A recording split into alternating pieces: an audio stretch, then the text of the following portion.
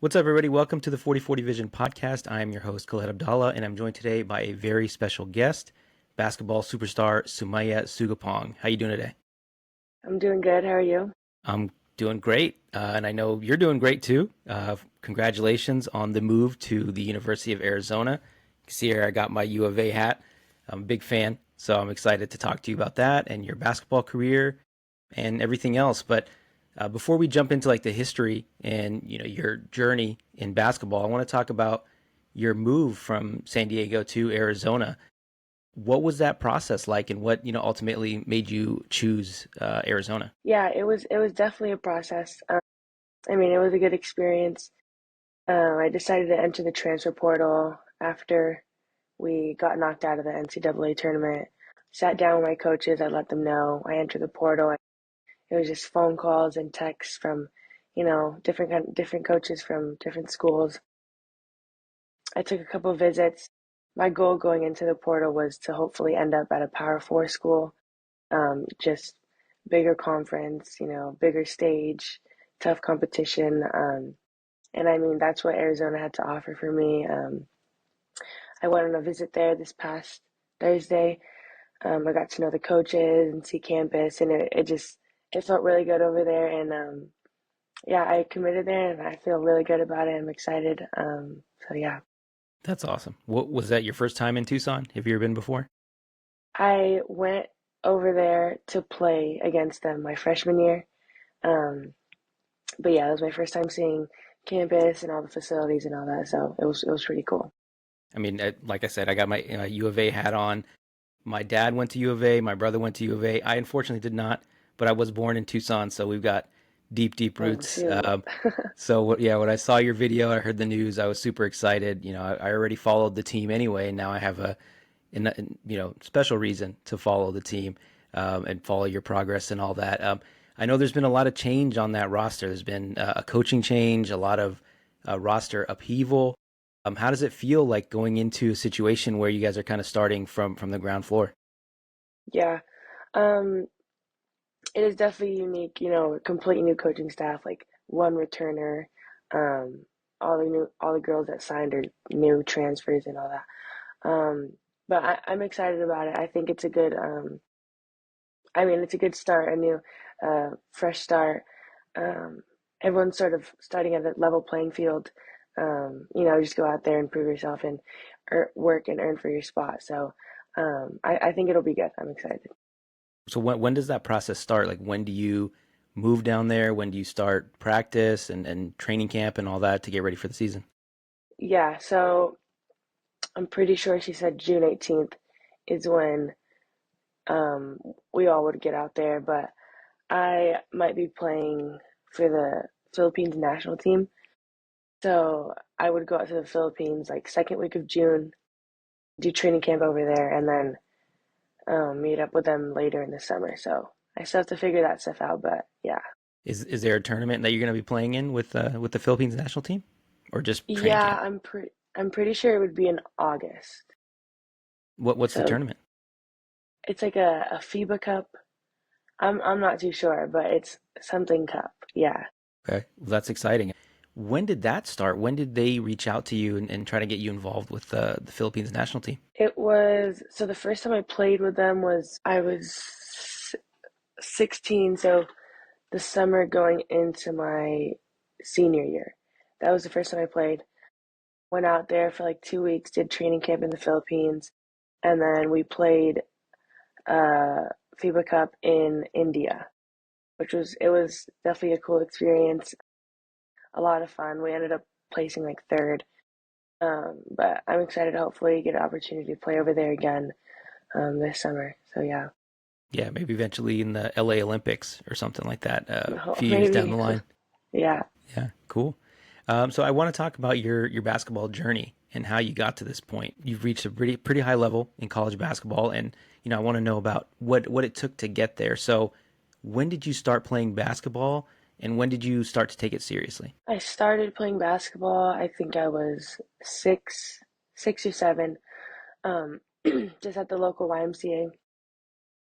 And then a couple of the parents on my team took the kids over to like a local club team, and I mean a lot of credit to that to my club coach. He really developed me, and we stuck with him just hard training up to like eighth grade, and then eighth grade is probably when we started to take it seriously because instead of going to like my local high school, my parents put me in a private school in La Jolla with a really good basketball program and a really like a known coach who you know trained girls to play at a high level. So that's probably when I started taking it seriously. I started at La Jolla Country Day in ninth grade.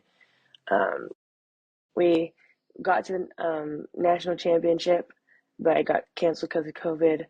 And then we had some really successful seasons my junior and senior year. So that was probably the turning point, high school. Did you have to get And yeah, recruited to go to that school, or was it just let's enroll and try out for the basketball team?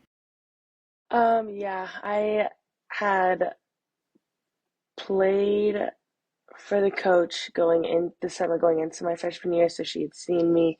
I'd been practicing with her, so it was sort of a little bit like a sneak peek to college, like a little bit recruiting, a little bit like that. So yeah.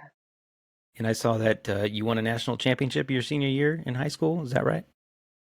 No, we got knocked out in the regional semifinals. But yeah, yeah. Okay. So you played with some high profile teammates. You were on a big stage at the high school level. So what was the recruitment process like to get to college, and ultimately why did you choose San Diego out of all the other schools? I'm not gonna lie, it wasn't my favorite. The recruiting process out of high school was not my favorite. Okay. Um, Why is that? it was stressful. Um, and I didn't have that many offers. I had like two D1 offers, one D2 offer, and like you saying you talked about like my other high profile teammates, like you see what kind of offers they're getting, and like you can't help but compare yourself. So it was a pretty stressful process for me, but ultimately UCSD was a great option. Not only good basketball, but great academic school, and on top of that, close to home. And I'm really happy with the decision I made in the end. So yeah, I mean, you spent 2 great years there. I think between your freshman and sophomore year, they switched to D1 basketball for the first time, right? yeah. So they transitioned from D2 to D1 4 years ago. But you have to go through like a 4 year transition period before you can qualify for postseason play. So we finally got to play this past year, which was fun. Yeah, we'll definitely talk about that because I know you had a great tournament, got some Yeah. great highlight moments out of that. So before we do that, I mean, one thing I'm always curious about when it comes to student athletes, it's how you balance what's essentially a full-time job, which is playing basketball. How do you balance that with your other full-time job, which is, being a student? Yeah, it's pretty tough for sure. Um, I mean, the coaches offer really good support, and then you're doing it with your teammates, so you guys sort of help each other as well. Try to take classes together, studying on the road. It's definitely tough though. You get home from a 3 hour practice, and it's like you have to go to an hour and a half lecture, but it's part of it. I mean, it's like I talk about this with my parents. It's like my job. I'm on scholarship at these schools, so this is kind of my job. Um, and then obviously you have to be eligible to play. You want to be on the court, so you have to do well in the classroom. Um, so yeah, it's your responsibility. It's your job. So yeah, just kind of go with it. Mhm. And for that D1 transition, you said it took a few years to be able to get into the postseason. Was there any like changes to routine? Did things become more structured, more stringent as part of that transition? I think the routine practices were the same. It was really the mindset. Like now we actually have something to play for at the end of this, so sort of every game really matters. Whereas my freshman year, it wasn't as like it didn't really matter. So definitely a mindset switch. Going into every practice with a championship mindset was a big thing that the coaches talked about. So yeah, I think that was the main thing. And you had a great freshman year. I believe you were on the all freshman team for the Big West Conference. First of many awards for you, I think. So, was there a moment during that year where you were like, you know what, I belong here. This is my level, or maybe even I'm better than this level? Yeah, yeah. I mean, going into it, I definitely did not expect to have that big of a role. But I mean, when I got my first start and probably my first like 20-point game, I definitely started feeling it like, okay, like I can do this. And yeah, yeah, those were probably the two moments. So, was that first start in the first 20-point game that you were like, Yeah, okay, I can do this kind of thing? yeah, yeah, yeah, yeah. Okay. And then your sophomore year, I think you started every single game. I believe, I mean, you can fact check me on this, but I think you led the team in points, assists, steals, not rebounds, but just about all the major categories. There's a couple games I watched where you didn't sit once, so you're obviously, the carrying the load for the team. Was there a specific moment that really stood out for you as like this is going to be the highlight moment that I take with me on my, my next journey from UCSD? Um, I mean, probably from the Big West tournament, the Hawaii game. That's definitely a highlight that's gonna stick with me for forever. I think like that was such a big moment. A crazy game. Yeah, that's definitely one. Yeah, that game was nuts. I think you guys were up 20-25 at the half. They came storming Yeah. back, and then you hit. I don't know if it was a buzzer beater, but I think it was the game winner. Mm. Talk me through that play. What was your mindset, and what went through the decision? I mean, it was a crazy play. Once we put the video up, I can try to catch a highlight and put it right here in between us as we're talking. But talk me through that play. I think there was like 6 seconds maybe. So we're coming out, and I mean, our coach said a high ball screen. So I get out the inbound. And my big comes at the high ball screen, and my defender gets caught. So it's just me and the big one on one. And I mean, I know I'm quicker than her, so I kind of gave her a little hezzy, little fake, and go right by her. The funny thing was, the first time we played them in conference, I had the exact same play on that girl, like, hezzy, and then like inside hand layup, and I smoked it, and then we lost in overtime. So this was kind of my like get back. Yeah, yeah. Yeah, it was honestly threw the layup up there, and it went in. Yeah, it was crazy. Yeah, and they were the favorites, I think, to win the tourney. But that was the Yeah. semifinal. You beat Davis. It was another close Mm. game, but not quite as dramatic. Uh, Yeah, yeah, yeah. and I think you guys had already beaten Davis before, so it wasn't that surprising. So with that, you got to the NCAA tournament, or the first four, but still technically a tournament game. Mhm. What did that feel like? What was that experience like getting to the postseason for you? It was super cool. I mean, since high school, you just grow up watching the tournament, on your TV. So it's like to think like, oh, we made it to that tournament that everyone watches was like pretty cool feeling. Um, Getting up to UCLA, seeing our UCSD Tritons logos like all over the locker room, our name tags. We got some gear. Like the whole experience was just super cool. It was a You lot got of like fun. a bag of swag to take home and Yeah, stuff. yeah, yeah, yeah, Okay. And tell me about that game. I mean, it was I forget the girl's name, but on Southern, she just went crazy. It was like she hit yeah. her season average in the first quarter. She just couldn't miss. So, but it ended up being a close game. I mean, did you feel like a jump in the level of competition between some of the big West schools and then this? I believe they're a Sun Belt conference team. I think I know they're HBCU, but I forget exactly what conference they're in. But did you feel a jump in that level? Yeah, yeah, yeah. I think there definitely was a little bit of a jump. They came out, they're like, super athletic team, really high ball pressure. And I think the pressure got to like us a little bit. That's how they jumped out to a quick lead. But yeah, that girl came out just hitting. I mean, we scout before the game, so it's like, watch out for this girl. This girl's our leading scorer, this and that. So that girl was sort of like she was on the scout, not like nothing crazy, and then she comes out and hits like 4 threes. So it's like he's got to adjust mid game, but I mean they got out to a big lead. We sort of climbed back a little bit, but um, we ended up falling short. But I mean it was still, we had a lot of fans there. It was a really cool experience. Yeah, I mean it's local. It's LA, couple hour drive. Uh, Yeah. have you had a game like that where you were just unconscious from three and just hitting everything, and you just felt like I mean, they talk about athletes being in the zone, but did you have a game like that where you just couldn't miss? Yeah, I'm trying to think. There's definitely been some. Yeah, I can think of one.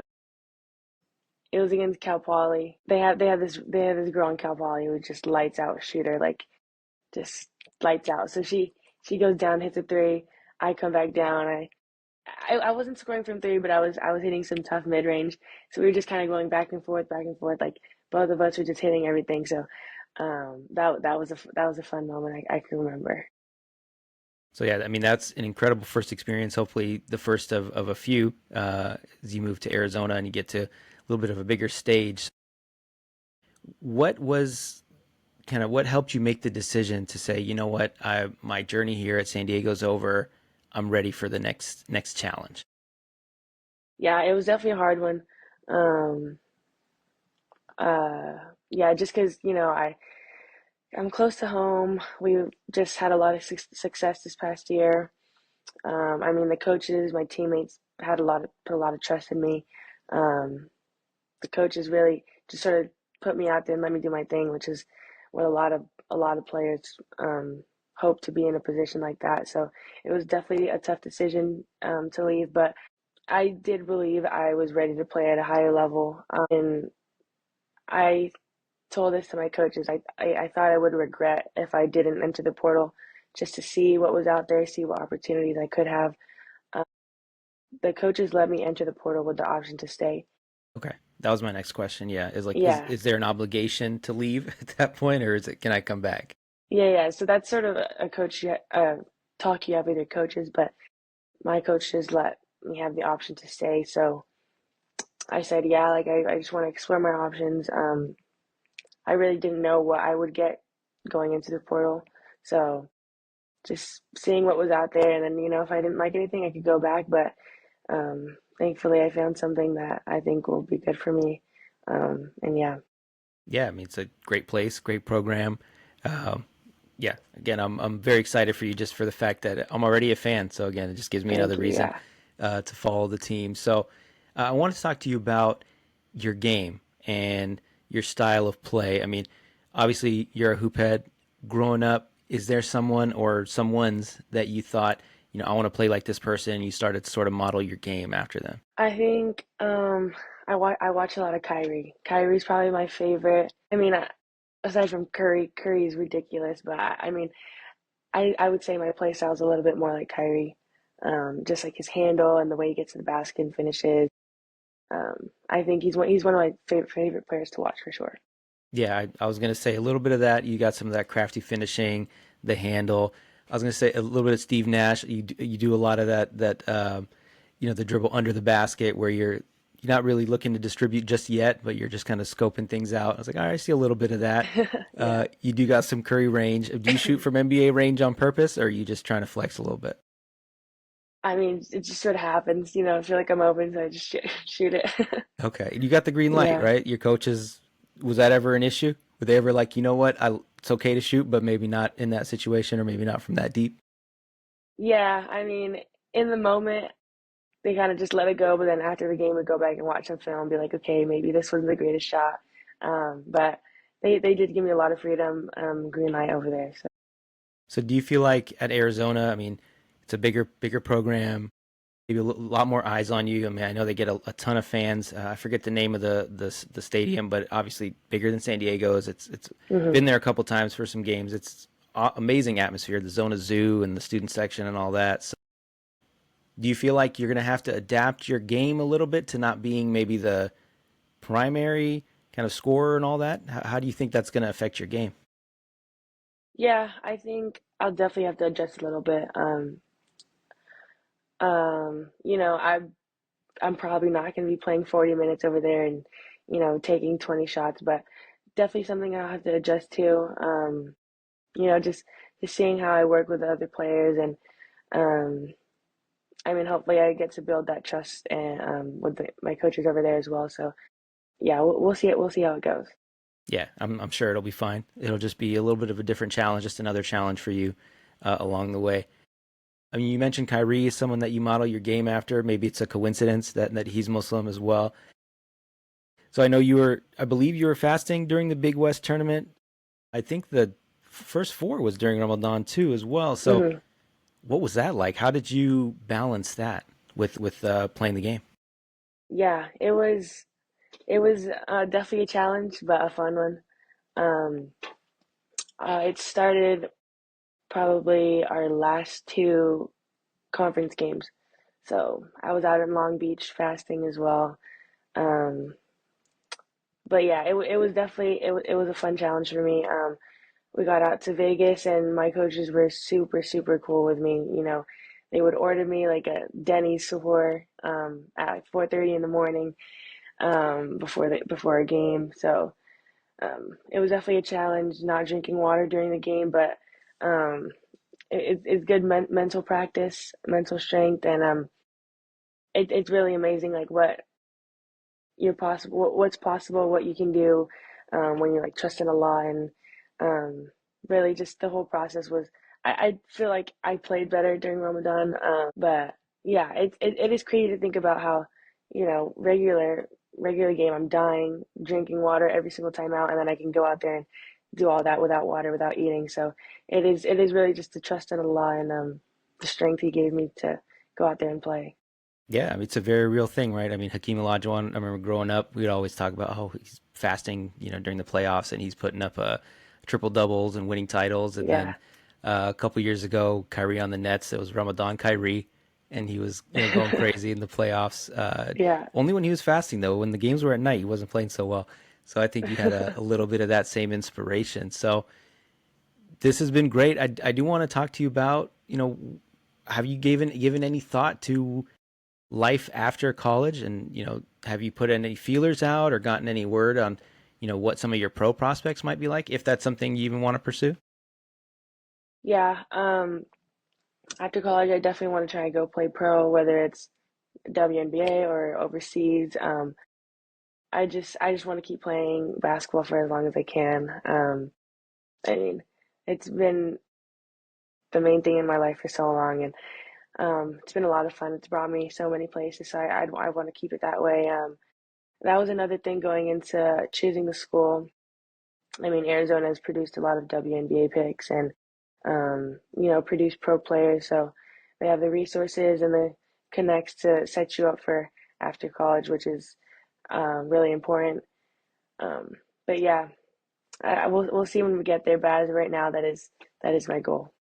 It's awesome. Yeah, and you get to go to some really cool places. I was looking at the schedule last year for Arizona. You get a lot of East Coast trips. Now that they're Hmm. in the Big 12, so it's not quite the Pac-12, which Yeah, I'm sad about.